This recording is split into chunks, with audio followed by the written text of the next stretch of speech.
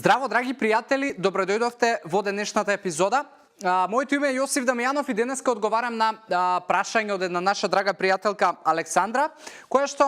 има навидум проблем со лебот, но ќе го погледнеме прашањето и ќе се вратам со одговор на кој што претпоставувам многу од вас ќе ви помогне.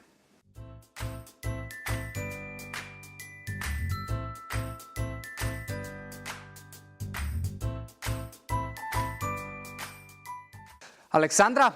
фала ти за прашањето и одлично е прашањето и знам дека многу луѓе имаат оваков или сличен проблем, дали е тоа поврзан со белиот леб, дали е тоа поврзано можеби со одредени пецива, дали е тоа со благо, со грицки, со сите стимуланси кои што значат брза енергија за нашето тело. И во принцип еден од тие стимуланси е лебот, односно белиот леб, и ако бараш замена некаква која што ќе ти помогне за да јадеш нешто друго, а лебот да можеби да биде тоа црн леб у замена за бел леб, тоа нема да се случи и нема да ја најдеш замената, затоа што твојата потреба за да јадеш бел леб во можеби поголеми количини во превод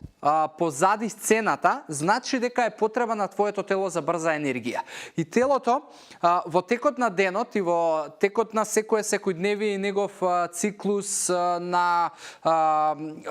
хормонални падови и можеби скокови и можеби во најразлични хемиски процеси, телото во своето секојдневие се случува да доживува по неколку пати потреби за брза храна, односно за брзи шекери или во превод брза енергија, и кај секој од нас различно се изразуваат тие потреби. Кај некого од нас е тоа потреба за благо, кај некого од нас е тоа потреба за грицки, кај некого од нас е тоа потреба за кафе, за енергетски пијалоци, за сокови, за бел леб, за пецива, за тестенини и така натаму. Кај некого од нас може да бидат и повеќе извори. Во твојот случај можеби е леб во првиот дел од денот, па потоа ќе биде потреба за благо во вториот дел од денот, измеѓу ќе има неколку кафења и сокови и така натаму. И ако бараш замена, исклучиво одговорот и решението на твојот проблем е само да ја средиш исхраната и да ја направиш нутритивно балансирана. А нутритивно балансирана ќе ја направиш со тоа што јас константно го промовирам и ќе го промовирам и ќе бидам досаден, а тоа е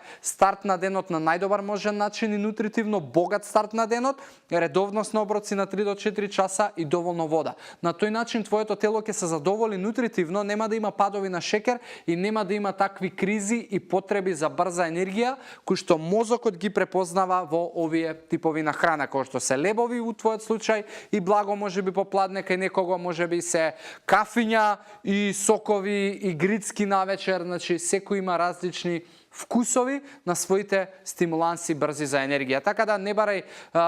замена за нешто што белиот леб ќе ти го смени, туку барај замена на твојот начин на живот кој што моментално го имаш, кој што ќе ти донесе поразлично чувство, поразлични, помали кризи, практично воопшто кризи и напади за таква храна,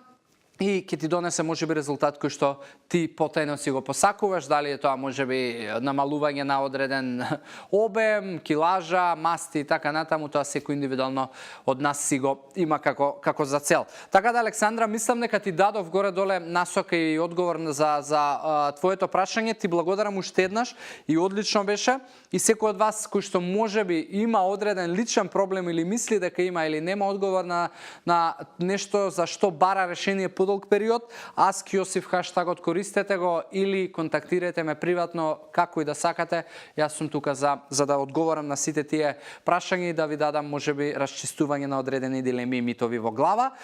За денеска завршувам. Ви посакувам здрави животни навики, убав ден и се гледаме во следна епизода. Чао!